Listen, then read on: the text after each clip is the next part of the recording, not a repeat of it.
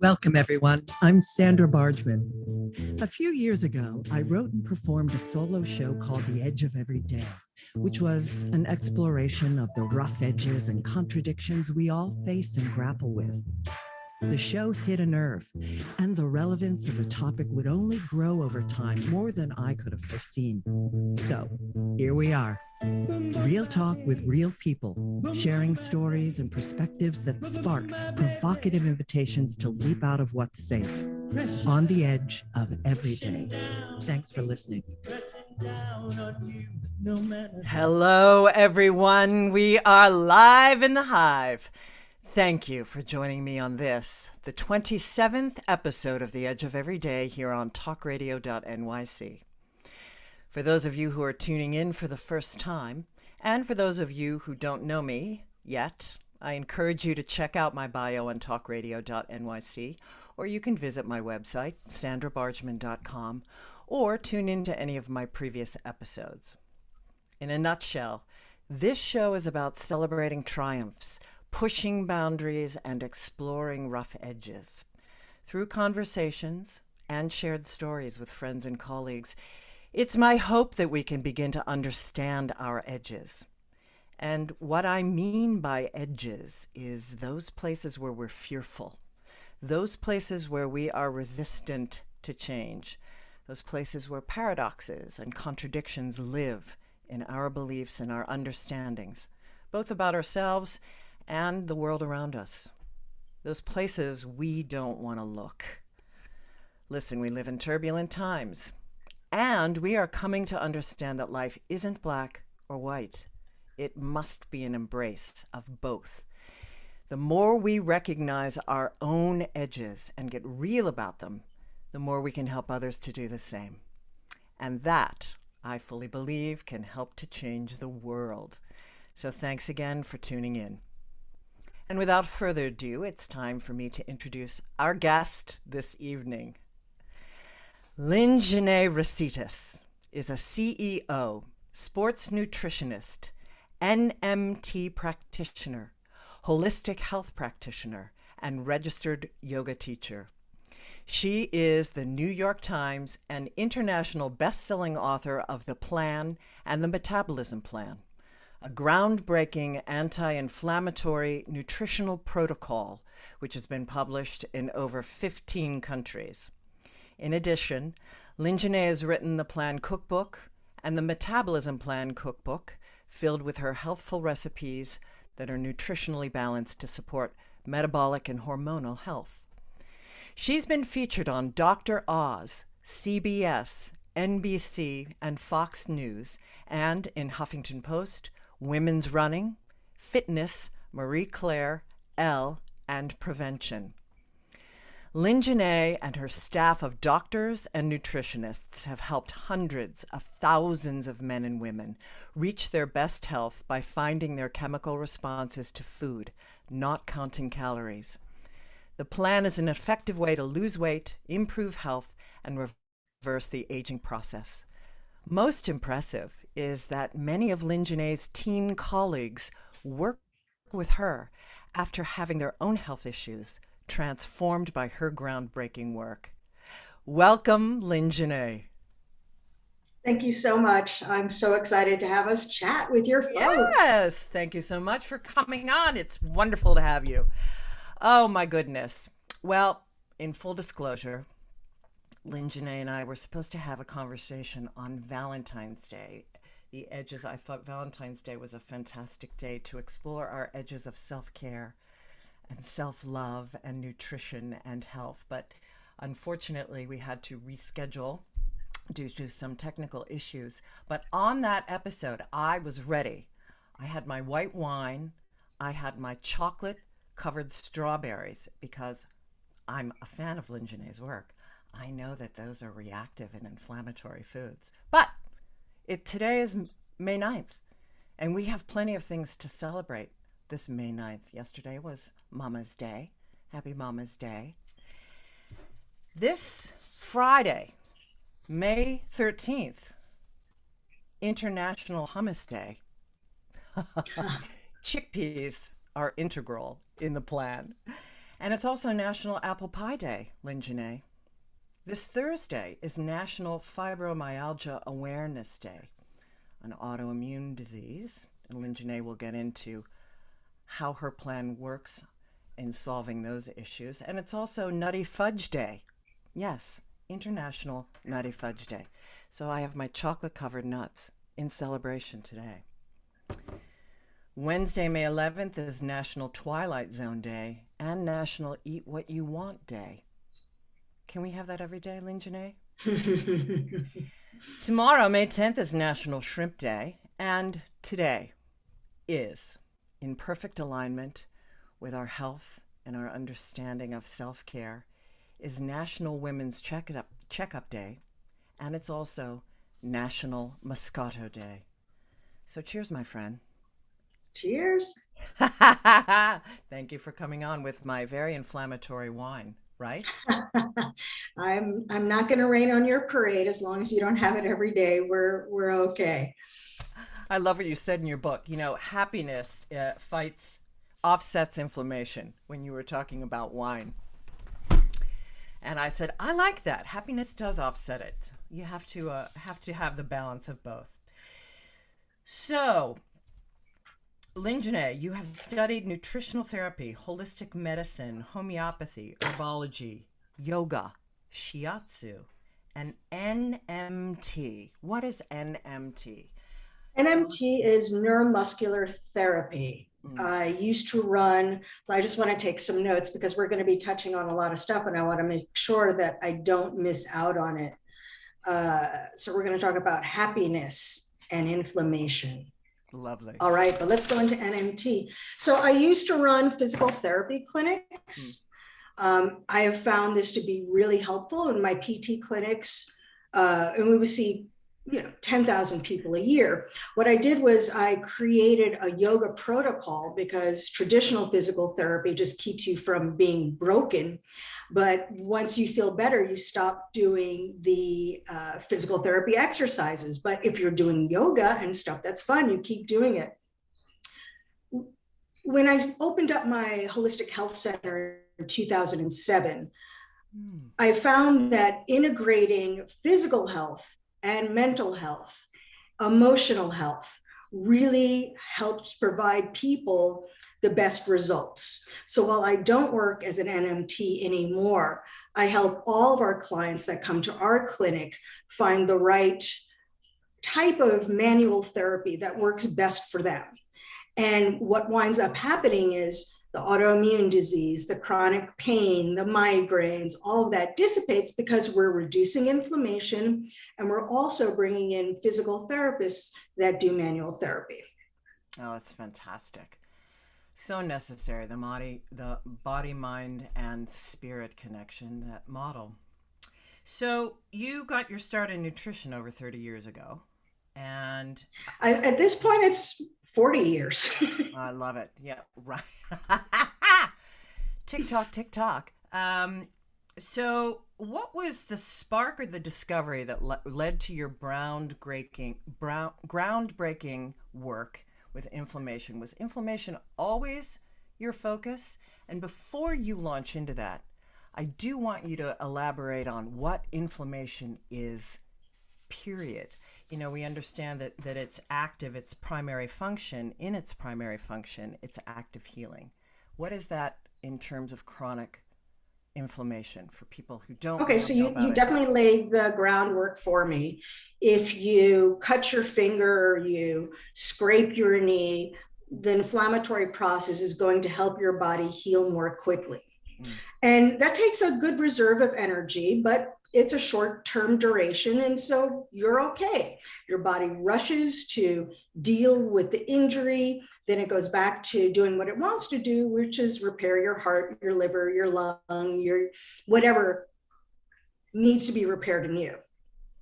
But if we have chronic low-grade inflammation, which means that we're constantly in an inflamed state, your body's always going to rush to the most necessary need. So you can think of it as your body thinking that you have cut your finger every single day.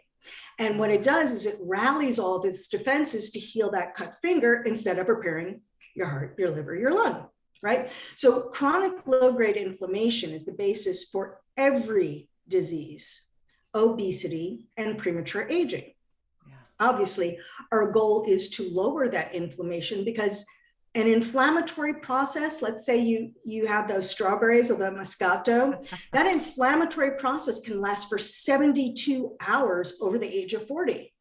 So we could just be doing 3 wrong things or 3 right things and it'd be in a chronic state of inflammation. And this is why type 2 diabetes, heart disease, cancer, autoimmune disease, hormonal imbalance becomes so prevalent over the age of 40.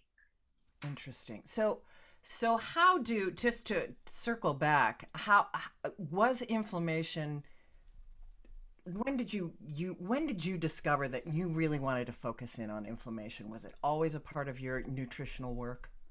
Absolutely not. I think really the base of the plan came when I was studying Chinese medicine, and I was studying it from a manual therapy standpoint as well as from a food standpoint. And what I thought was really interesting in Chinese medicine, let's say your liver is excessive and your spleen is deficient, your acupuncturist would prescribe these foods for you to eat to help remedy these imbalances. And I'm like, well, that totally makes sense, right? That's cool. So I took shortly thereafter, I moved to San Francisco, and this was at the height of the AIDS epidemic. So I was working a lot with people that had contracted AIDS, trying to figure out different ways to help the body heal through food and through massage and through meditation and acupuncture. But it kind of went on the back burner. After that, I studied, I'm also an MLD therapist, manual lymph drainage. My goal was to see if we can help the lymphatic system. Can we help diseases like AIDS? But it wasn't until, it's more immunity, the body's ability to heal, that has driven me. And around 2005 or so, I started studying inflammation. It was still a relatively new field at that point. And through my work with nutrition at my health center in Harlem, I started to find out something very different than what the pros were saying. So the prevalent thought at that point was obesity caused inflammation. Oh, interesting. What I found is that inflammation caused obesity rapidly, and it caused the disease. Once again, it was the disease that caused inflammation. That was the prevailing theory. So I think it was 2011, an article came out about me in More magazine, which sadly no longer exists. But I wrote in there, oatmeal is the devil. Oh my God. What? I can tell you the next day I woke up, my inbox had 900 emails. Oh, I was waking up at 4 o'clock in the morning and working till 10 o'clock at night, every single night, because every day was another 100 or 1,200. And people were saying, thank you. Every time I ate oatmeal, I felt horrible. My doctor was telling me to eat oatmeal to lower my cholesterol. Mm-hmm. And here's the ironic part.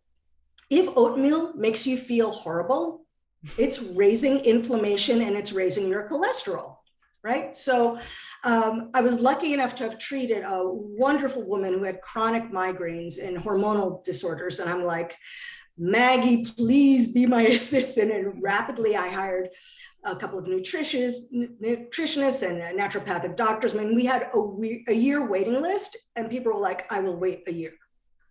Wow. Yeah. How glorious. Oh, so it is time for us to take a break. This is a perfect seg. So then she launches into her groundbreaking protocol in the plan. Stay tuned for our conversation with Lyn-Genet Recitas when we come back. Are you a business owner? Do you want to be a business owner? Do you work with business owners? Hi, I'm Stephen Fry, your small and medium-sized business or SMB guy. and I'm the host of the new show, Always Friday. While I love to have fun on my show, we take those Friday feelings of freedom and clarity to discuss popular topics on the minds of SMBs today. Please join me and my various special guests on Friday at 11 a.m. on TalkRadio.NYC. Are you a conscious co-creator? Are you on a quest to raise your vibration and your consciousness? I'm Sam Leibowitz, your conscious consultant. And on my show, The Conscious Consultant Hour, Awakening Humanity, we will touch upon all these topics and more. Listen live at our new time on Thursdays at 12 noon Eastern Time. That's The Conscious Consultant Hour, Awakening Humanity, Thursdays, 12 noon on TalkRadio.NYC.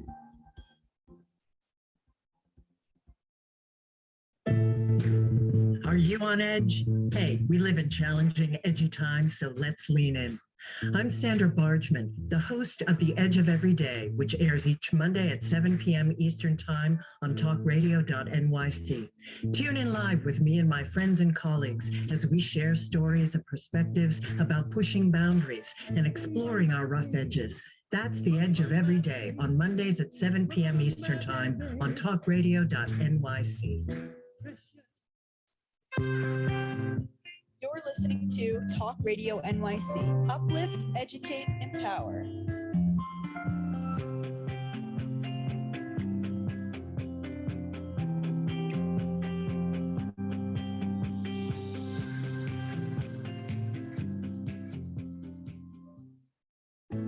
Chipping around, kick my brain to the ground. These are the days it never rains, but it pours. On the edge of every day, and we are back with Lyn-Genet Recitas. So let's dive in. This is a favorite quote of mine of yours. There is no such thing as healthy food, only food that is healthy for you. I love that. So the plan. Let's dive in. So you have discovered inflammation. It is where you want to put your focus. How did you begin to develop your protocol that ultimately It was actually based probably on the first couple of hundred people that I worked with at my health center. I felt people were really investing their hard-earned precious money with me, and I wanted to give them back everything I could. So normally when you see a nutritionist, you might be lucky enough to see them once a week, but most people do once a month or twice a year. But because these people were my neighborhood, my neighbors, I said, you know what? This was the days in the BlackBerry. You know what? Just, send me a message every single day about how you're doing. So I'd already used the 3-day cleanse, which is very similar to what we do in the plan for, at that point, had been doing it for 25, 30 years. And it was amazing because in that day you ate these healthy foods and then you quickly reduced inflammation. You would lose anywhere from 5 to 7 pounds. And that was great. Pardon? In 3 days. In 3 days. Glorious. Absolutely. Eating to your full. And I'd always been told that as a nutritionist, that the worst thing you can do after this wonderful cleanse is to introduce animal protein. And I remember working with this one mom who suffered from depression. And she was like, I don't know what's wrong with me. I have 2 great kids. I have a great wife. Why am I depressed? So she's beating herself up. She was a full-on vegan. And on day 3 dinner, we tested, of course, a nice vegan protein, which was black beans. She immediately went from, Lynn, this is the best I've felt in years, to sobbing uncontrollably. Lynn, I'm so depressed, I can't get out of bed. The next day she wakes up, she's put on 2 pounds from 1 cup of beans. And it's kind of not rocket science. I'm like, maybe you shouldn't have black beans, right? Like, come on, don't do it. Thinking. One of the other people that I worked with, suffered from chronic constipation, huge Wall Street investment banker. She was just a powerhouse. And she's like, salmon is my superfood. I will have salmon for breakfast. Salmon, salmon, salmon, salmon. This was the days of Dr. Perricone, right? Every woman over 40 needs to eat salmon. Totally, yes. And so I'm like, I think we're going to hold off on salmon a little bit, just because from what I've seen, it might not work. And her digestion regulates, her mood, her energy. She's not having hot flashes. She feels amazing. She's like killing it at work. And then we introduce salmon. She immediately has constipation and 2-pound weight gain. And so what I started to see is that any food that didn't work for your body, for your chemistry, would not only cause immediate and huge amounts of weight gain, but it would also exacerbate whatever was underlying in your health history or was part of your health history. It was literally taking a match to a wick connected to a gunpowder machine, and it would just explode. Yeah. So you interviewed, you worked with all these hundreds of people, and you gathered your data. And how did it all come together with the book? So after that oatmeal article came out, I had everyone approaching me, the people that did the Dukan diet, the people that did the whatever that Florida diet is. Every single publisher came to me and said, you need to write a book. How crazy is that? I'm like, I can write a good email. I don't know if I can write a book. And I don't know. I'm a woman on the move. I don't want to sit down and write. And the hard part was, because I had done such an individual diet for each person, I didn't know, could I create a universal template? Right. So it kind of took a while for me to come up with it, but I did. So basically what you do is if you're doing the plan, you do 20 days. I highly recommend you do the metabolism plan, because it's 30 days. And you start to test the foods that you love. And this is important, because I'm not saying you need to eat vegan or you need to eat paleo, or I don't care how you eat. Things. I just want to make sure the foods that you eat work for your body. And every single person I have met is eating anywhere from 3 to 5 healthy foods that are causing inflammation, and they're eating it daily.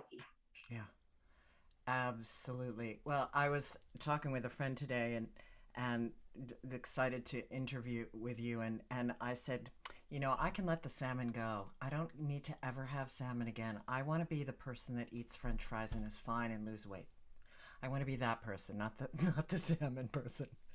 So you came out and you set out and you come up with this universal template, and you come out with your book. When did it move into, because you just mentioned the metabolism plan, so that expands on the plan. Tell us about how that expanded your work.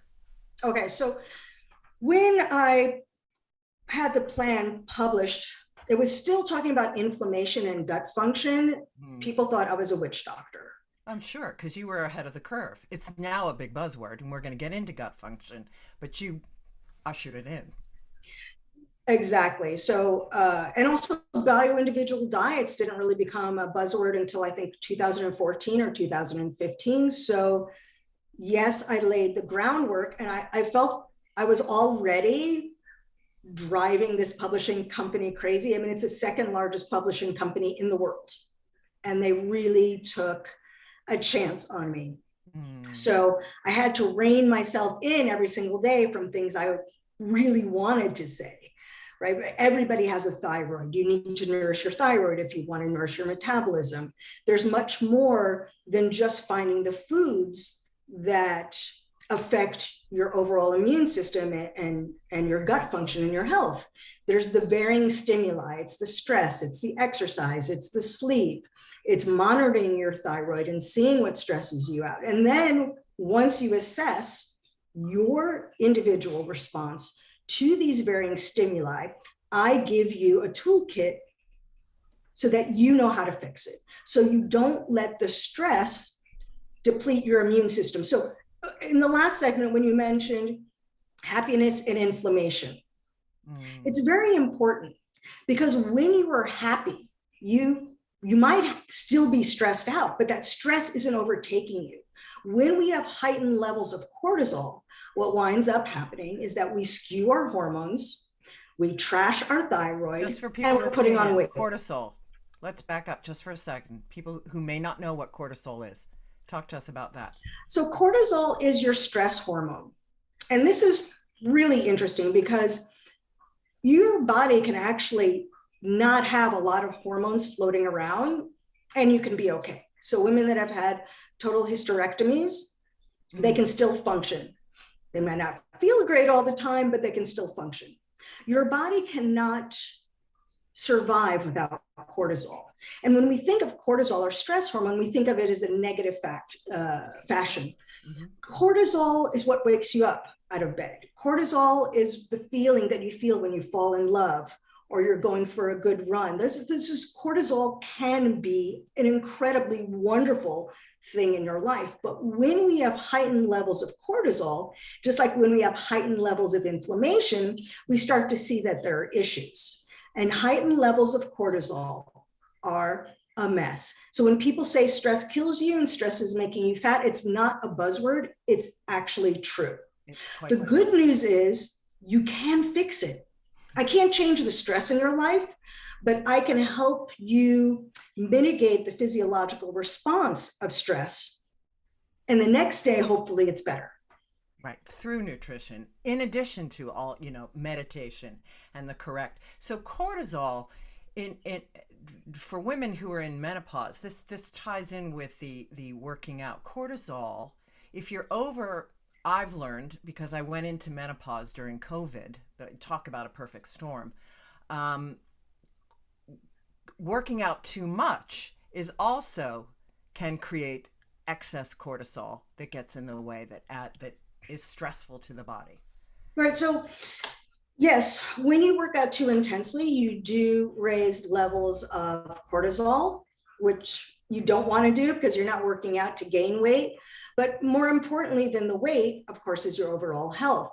Mm-hmm. So in men, heightened levels of cortisol is going to lower testosterone, which means that you're putting on weight, you have no sex drive, you're depressed, you're losing your hair, you've got the beer belly. And in women, it generally tends to lower levels of progesterone. And then you become estrogen dominant. Well, what happens with that? Now we can set ourselves up for estrogen dominant diseases like fibroids or breast cancer, God forbid. I mean, there's so much that's going on when we talk about stress and its overall effects on the body. And while it's discussed in mainstream media, I think if people would actually plot out the pathway of how stress affects you, it would be much more meaningful to people and they would take it seriously. Absolutely. So what about cortisol blockers, hormone blockers? What's that about? I don't think you can really block cortisol. And certainly if you're blocking hormones, you can raise a whole ugly kettle of fish. What I try to do is to teach people. So we use several natural cortisol blockers. They're not blockers. Actually, what they do is they increase serotonin or dopamine. So it's always better to work with the body's natural systems, right? So you're stressed to here, and serotonin, which is your I'm happy neurotransmitter, is here. If you take one of the herbs or supplements I recommend, well, then it's here. So I haven't changed the stress in your life, but now you're just not as stressed out by whatever was the stimuli that was stressing you, right? That's a much better way than taking hormones and shunting them, because we really don't know the long-term effects of any of these medications. And the goal of your work and ridding the body of inflammation, or at least lowering it, is getting people, for the variety of the disease, getting them off their medications, which you've done in thousands upon thousands of cases. So it's time for us to take a break. When we come back, we're going to continue the conversation with Lyn-Genet Recitas on all things inflammation, health, self-care, self-love when we come back. I am Joseph Franklin McElroy, host of the new podcast, Gateway to the Smokies. It airs on TalkRadio.NYC every Tuesday night from 6 p.m. to 7. Every episode is dedicated to memorable experiences in the Great Smoky Mountains National Park and surrounding areas. This show features experts and locals who expound upon the richness of culture, history, and adventure that awaits you in the Smokies. Tune in every Tuesday from 6 p.m. to 7 on TalkRadio.NYC. Are you passionate about the conversation around racism?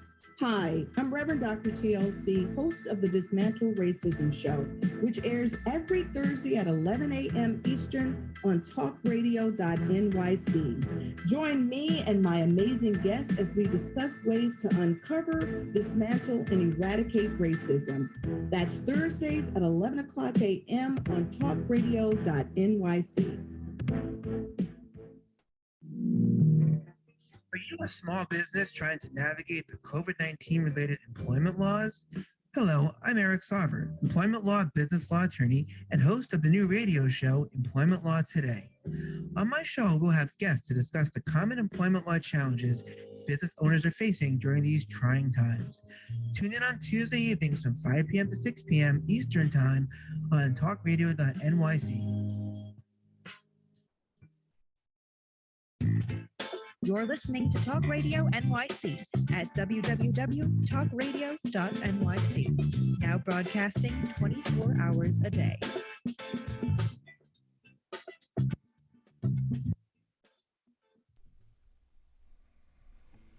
Chipping around, keep my brain to the ground. These are the days it never rained, but it pours on the edge of every day. And we are back with Lyn-Genet Recitas on the edge of every day. So I was talking with my husband today, and he asked me, how do you know you have inflammation? And I said, well, that's Lyn-Genet's complete protocol. And I want to get back to that, in that you lay out so beautifully in the plan, that understanding how you can personally figure out what are the triggers, in addition to, you know, I don't think a lot of people pay attention to the fact that, you know what, I just ate a cup of black beans and I don't feel great. They don't make that leap that maybe that is an inflammatory response and that it's an unhealthy bodily response. So can you lay that out a little bit more for us? Absolutely. So I think the big question is, how can you gain 2 pounds from black beans? How can you gain 2 pounds from salmon? Right? This is a low calorie, healthy food. But if it's not working for your body, what your body does is it produces histamine. Now we think of histamine as seasonal allergies, but histamine, heightened levels of histamine means that your capillaries are leaking fluid, and then that fluid stays in your tissues. And the more histamine you release in reaction to a food, healthy or unhealthy, determines how reactive or how inflammatory that food is for you. So if you want to, let's say you need 10 pounds to lose or 200 pounds to lose, what we expect on the plan or the metabolism plan is that after the cleanse, every single day, as a woman, you're eating over 2,000 calories, as a man, over 2,800 calories, and you are losing 0.4 to 0.6 every single day. Your body is releasing inflammation, your body is healing, and this is awesome. Yeah. When you eat a food that's reactive, it could have a mild reaction where you only lose 0.2. It's not the worst. Maybe have it once a month if you really love it, or keep it out for 3 to 6 months and then retest it, and it's probably going to work. But when we start to see 1, 2, and I've seen up to 4 pound weight gain from a food that has 100 to 200 calories. Remember, if your body is gaining that much weight from a healthy food, that is your body saying, I love you. What the heck are you doing? This is bad for us. This is my alert, right? That's the alarm going off. Mm-hmm. But the problem is, most people, unless they are planners, don't know what are their foundational foods, what foods really work for my body. And the conundrum is that every few years, those foods will change. So that's why I developed, not that blood tests are accurate at all when it comes to food allergies, but I don't want you to spend $1,200 for a food test that's completely inaccurate when your chemistry is going to change every couple of years, every few years. I'm dealing with a gentleman right now who has high blood pressure and type 2 diabetes. We were able to get his blood sugar down to the low hundreds and 90s, and we're almost able to get him off of his insulin. But what wound up happening is he got COVID. He was actually in the hospital for a month. It completely changed his chemistry and his reactions to foods because his body was under such duress. So rather than, I don't want to drive you crazy. All I want you to know is that the testing protocol that I developed will work for you in your 30s, your 60s, your 80s, whenever. It's so fantastic. It's so fantastic. So yeah, we talked about that buzzword, thyroid and gut function. So one of the questions that I got, a friend of mine has been on. I of course talk your book up and your plan up all the time with people that share issues that they have and try to get them to understand what inflammation is and how it contributes to all of these. You had brought up, you focused on constipation and gut health. She was on the plan and she noticed that some of the foods that she was reactive to, that she needed to cut out, were helped her to stay regular. Interestingly enough. It wasn't the other way around. Didn't make her constipated, helped her. So she wanted to get some clarity on that in terms of what could that possibly be and how could she solve that? So a lot of times what winds up happening is when you eat a food that's reactive, your body will want to flush it out. That doesn't mean that it's normal digestive health.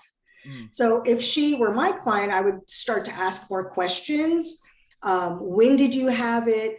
What was, I would go into the details of her digestive health, which we don't want to cover on radio. And then if she does need certain types of foods, we would test other foods that replace it. So in the beginning of the plan, there isn't that much in the way of grain carbohydrates, especially if you're doing the metabolism plan. And there's many different types of fiber. The fiber in beans is different than the fiber in nuts. It's different than the fiber in grains, right? So if you're eating a keto diet and you find that you're constantly constipated, maybe you should test some grains that work for your body because that's going to aid the digestion. The goal is to take these foundational foods that I've established, and hopefully in 2 to 3 months, you're not eating any of them. You are eating the foods that you love that work for your body. And it's only when you do that that you can come back and redo the cleanse, twice a year. Once again, understand what's working for your body and what's not working for your body. But I found that so many people took the food in the plan of the 20 days or the food in the metabolism plan for the 30 days as the holy gospel. And they were scared to go beyond it because they're like, I'm losing weight and I feel great and this is amazing. But you can't keep doing the same foods because a huge principle of mine is rotate or react. If you don't rotate your foods, you're going to start to build food sensitivities. So if you were to get your blood work done and you ate spinach 5 days in a row, guess who's going to show up as having a spinach sensitivities when spinach is actually fine for you? And that's why people say to me all the time, I can't believe I got my blood work done for food allergy testing and all the foods that I love are on there. You're not rotating your foods, that's all. Yeah. I've also heard we're always attracted to the thing that's the worst for our bodies. I don't get that, but. Well, what it is, and you bring up a very good point. This goes back to gut function. So what winds up happening if you're eating a reactive food, what it's going to do is it's going to feed certain microbes in your body, or it could feed yeast. And they can yeast, yes. Yes. So if you're eating something, let's say you're eating cauliflower and it feeds yeast, and you're like, oh, cauliflower is really healthy, I'm going to keep eating it. And it keeps allowing the strains that feed off of cauliflower or carbohydrates or meat or whatever you're eating, it allows them to become dominant, and then they become the boss of you, right? So you don't want to have cauliflower every day, but the cauliflower microbes are like, hey, cauliflower is amazing. And you're like, why are my hormones skewed and I'm putting on weight and I'm craving cauliflower? I'm eating healthy, right? Oh, completely. Oh, my Lord. Yeah, like tortilla chips is really just the insanity of corn and tortilla. It's my body. If you could put those in front of me, just step out of the way, because you're going to. I'm going to tell you something right now. Here's a little tip. In the eye. Here's a little tip. I actually love tortilla chips too. And so when I had my restaurant and we were serving foods for all of our clients, I would make homemade tortilla chips with fresh oil at a certain heat. I changed the oil. Everybody would pass my tortilla chips, and then they'd have regular tortilla chips and they'd be a hot mess. So try an air fryer, or if you have a fryer at home, make your own, and I bet you're going to pass.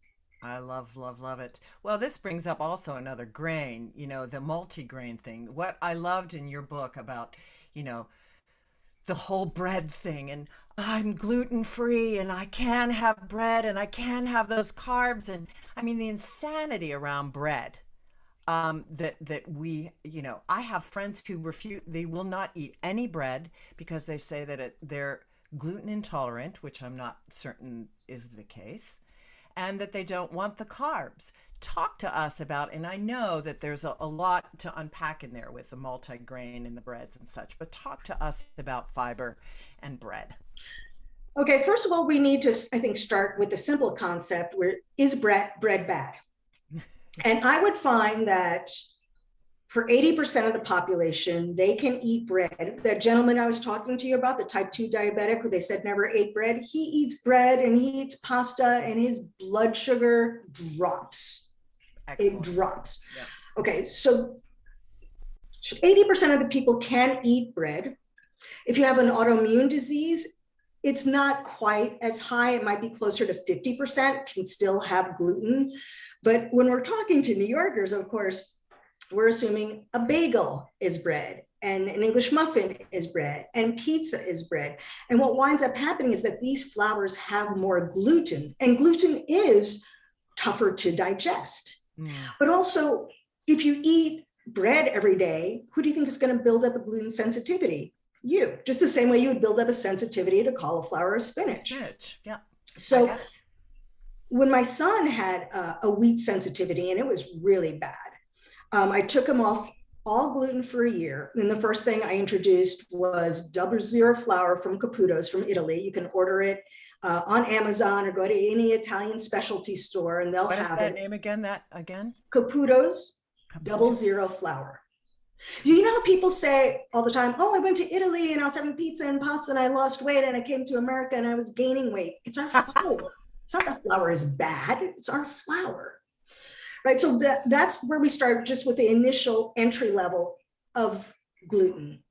When we're talking about identifying the foods that do and don't work for you, if you're eating a bread that has 12 grains, the odds are at least one of them is not going to work for you. Yes. Right?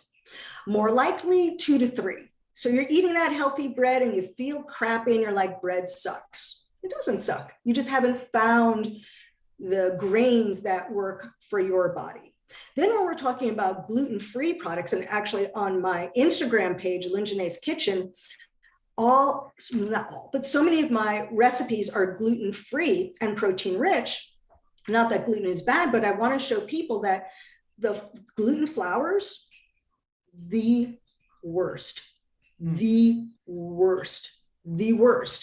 Highly inflammatory, tapioca starch, potato starch, teff. Teff's great if you're from Ethiopia. If you're not, your body's not going to know how to digest it. Quinoa.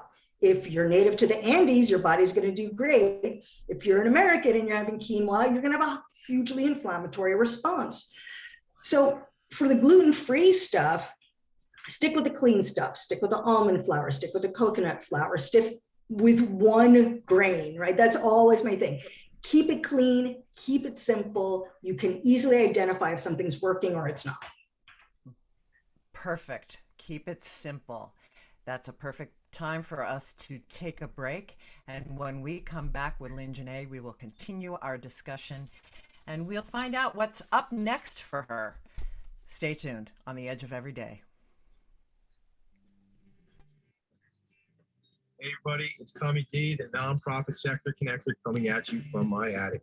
Each week here on TalkRadio.NYC, I host a program, Philanthropy in Focus. Nonprofits impact us each and every day, and it's my focus to help them amplify their message and tell their story. Listen each week at 10 a.m. Eastern Standard Time until 11 a.m. Eastern Standard Time, right here on TalkRadio.NYC. In a post-COVID world, you may have many unanswered questions regarding your health. Are you looking to live a healthier lifestyle? Do you have a desire to learn more about mental health and enhance your quality of life?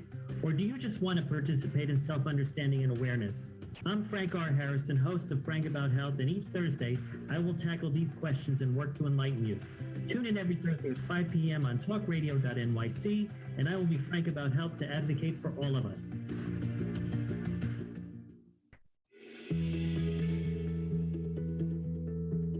Calling all pet lovers. Pet Avengers, assemble! On the Professionals and Animal Lovers show, we believe the bond between animal lovers is incredibly strong. It mirrors that bond between pets and their owners. Through this program, we come together to learn, educate, and advocate. Join us live every Wednesday at 2 p.m. at TalkRadio.NYC. You're listening to Talk Radio NYC at www.talkradio.nyc. Now broadcasting 24 hours a day.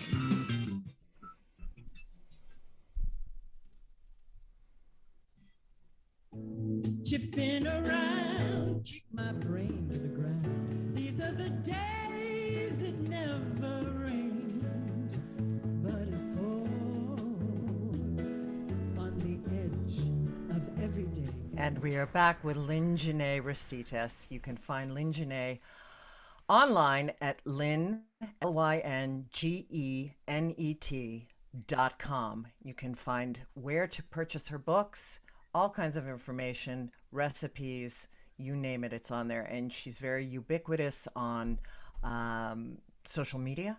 And we will have all of that, all of her links in the show notes. Make sure that you check those out when we post them back on the website at talkradio.nyc. So, Lyn-Genet, COVID was a perfect storm for me in mild depression. I wouldn't say that I, was hugely depressed like a lot of people got during COVID and stressed, but certainly I lost a lot of work. I had the rug pulled out from underneath me, combined with menopause. So this, the onslaught of that. So there was some weight gain, a bit of weight gain for me, but it touches on a few issues and menopausal weight gain and depression and anxiety.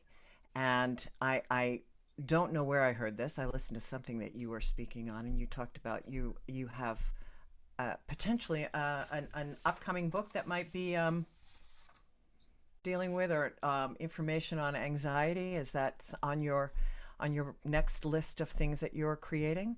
It is. So I've started a series called Tame the Flame, which is inflammation and depression and anxiety. Tame the Flame, that's fabulous. Oh, thank you. What's interesting, we were talking about histamine earlier, right? When you eat a reactive food, it causes histamine to rise. When you, of course, are stressed out, it skews your hormones. What's interesting is that there are dozens of histamine receptors on the brain. So if you are in a heightened histamine state, you are going to be more depressed or anxious. Of course, if your hormones are all over the place, what's going to wind up happening is it's going to attack your thyroid. Yeah. Your thyroid is not only your master gland for your metabolism, but also a master gland for your mood. Then we have gut function. So the vagus nerve is a nerve that travels from your stomach to your brain. And the research behind stimulating or depressing the vagus nerve to optimize mental health is huge. And I'm excited to say that. So I was going to write that, but then my dear friend, Dr. Zadkoy, who started this amazing program with vets, which 200 doctors at this point are teaching, and he's working with PTSD. So it's called Soldiers on Resiliency Program. I'm going to be on the board for that. I'm doing videos for that. And of course, it's going to center. So for all the vets, all of this work is going to be for free, but he's going to roll it out to other avenues, to companies, to health sites, so people can start to understand the link between food and mood. I remember working with this one woman who said, I was on 5 medications and I was told I'd be on them for the rest of my life. And she was a healthy vegetarian. Well, it just turns out it was almonds and oatmeal that she was eating that was the cause of her depression. And when she took those out, she cut the meds. And she was funny. She's like, I still have my diet soda every day. I can have my ice cream, but I'm not depressed. Unbelievable. Yeah. Wow. Well, having an hour with you is like nothing. This woman, the font of information of this woman. But I want to touch on this too, because it's our last segment. I was very curious to hear you speak also about supplements and MSN or MSM. And are you an advocate of supplements? If so, what? And what is MSM and why is it fantastic? So I believe that supplements are absolutely amazing and they can act as a catalyst for your health. But if I'm going to have you rotate your spinach in your bread, you can bet I'm going to have you rotate your supplements if you need them for health reasons, because everything has its health benefits. Everything has its potential health risks. So 10 years ago, they were saying take vitamin E if you have a heart attack. So of course, the diligent people were taking vitamin E every day. And then they found out, oh, it increases your chance for a heart attack. Vitamin D, latest kid on the block. Vitamin D supplementation, if it's too high for your body, can increase free floating calcium, which means that you're more at risk for fractures and heart attack. That's not why you're taking supplements. So everything has its good parts. Pros and its cons. And so I really believe it, especially if you're eating a diet and you start to reduce the inflammation through your diet, you don't really need supplements. If I'm sick, I will take zinc, 30 milligrams, every 3 to 4 hours for 1 to 2 days. And when I feel better, it goes back in the fridge, right? That's how you work with it. Vitamin D, maybe you're outside a lot in the summer, so you don't need the vitamin D and you start bringing it in around November, right? That's being smart. That's thinking about my lifestyle, my health needs. How do I use this very powerful tool to optimize my best health? Now, when we talk about MSM, it really is one of my favorite supplements. So in the beginning, when I first wrote the plan, I mentioned MSM for chronic allergies, and we put some people on them. What I found out after I wrote the plan and I started getting letters from all over the world, people were like, yeah, I did the plan and it's amazing, but I don't have asthma anymore. I don't have GERD anymore. Have a what? Asthma. Oh, wow. My autoimmune disease is in remission. So what's really interesting is from our sinuses down to our colon, we're one long mucosal chain. And when we have a weak link in that chain, it starts to affect other parts of your body. So what MSM does is it acts like, pretend this is your lung or your sinuses.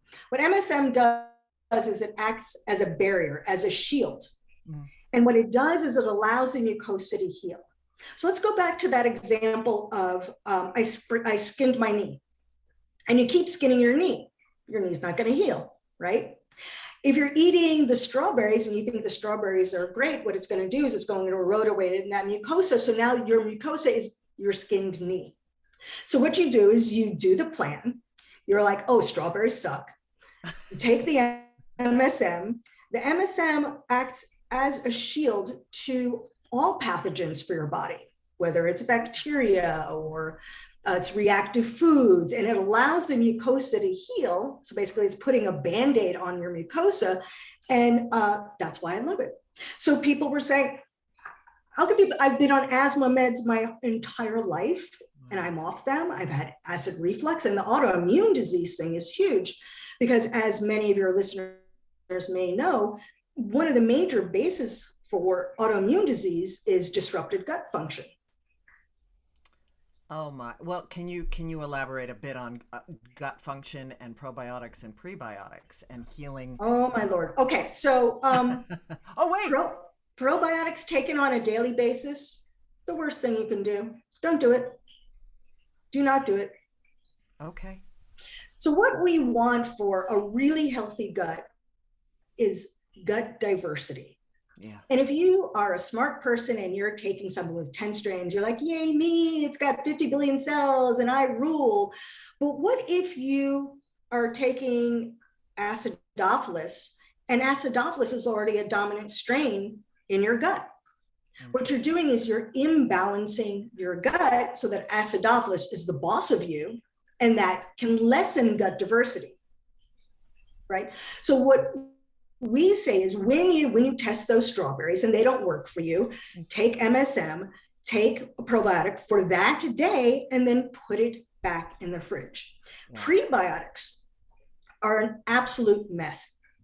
So if you were working, let's say, in a lab with a mouse with perfect gut function, and they didn't have yeast, and they didn't have disrupted gut function, and they didn't have whatever going on, then a prebiotic sounds like a great idea. A prebiotic feeds a probiotic. The problem is most of us, if not 99% of us, have disrupted gut function. And what prebiotics do is they cause fermentation, which means it's going to make yeast worse. It's going to make SIBO worse. It's going to make IBS worse. It's basically, you can think of it as like scrubby bubbles in your stomach, causing all sorts of havoc. Yeah, totally. Worsening your digestion. Got it. Wow. So much to think about, so much that we touched on. Thank you, Lyn-Genet Recitas, for being on the edge of every day and sharing your wisdom and your knowledge and your great spirit and your great sense of service. It's been an absolute pleasure. Can I just say one thing? Yes, please. If what you're doing is working, keep doing it. I know everything that I'm saying, I sound like this contrarian, and you're like, oh my God, I'm going to blow up. I'm doing all this stuff that Lynn says might be bad. All I'm trying to do is raise awareness for people that think they're doing the right thing, and they're saying, why do I have cancer? Yeah. I think it's helpful to know there's always a reason why, and when you know why, you can fix it. Well, and that is why your work is so intuitively, makes such intuitive sense, is that it's a constant connection to the wisdom of the body. And that's extraordinary. So thank you again, Lyn-Genet, for being on the show. And I want to thank all of you who are listening in. Remember, Lyn-Genet, LYNGENET.com is Lyn-Genet's website. And we will have her social media links in our show notes that will be posted under the edge of every day on TalkRadio.NYC. Thank you so much for listening in. Until next Monday, take good care, and remember, you are always on the edge of the miraculous. Till next time. The last steps.